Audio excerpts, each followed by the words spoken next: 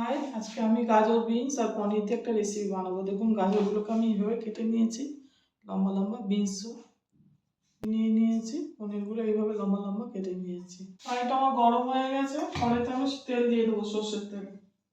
কালো জিরে নিয়ে নিয়েছি, ওর মধ্যে দিয়ে দেবো সবজিগুলো, গাজর বিনস এগুলোর মধ্যে দিয়ে দেবো। একটু নুন দিয়ে দেবো।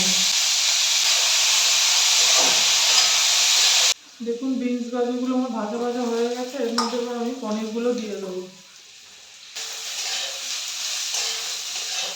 সামান্য একটু চিনি দিয়ে দেবো। এগুলো আমার ভাজাটা আমার হয়ে গেছে, এবার এটাকে আমি নামিয়ে দেবো। ভাজাটা আমার হয়ে গেছে, বানানোটা আমার হয়ে গেছে। রুটির সঙ্গে এইভাবে বাড়িতে বানিয়ে খাবেন, ভালো লাগবে। একই রকম তরকারি রুটিতে খেতে ভালো লাগে না, তার জন্য এইভাবে বাড়িতে বানিয়ে করে খেলে দেখবেন ভালো লাগছে। আর আমার চ্যানেলটা লাইক, সাবস্ক্রাইব আর শেয়ার করে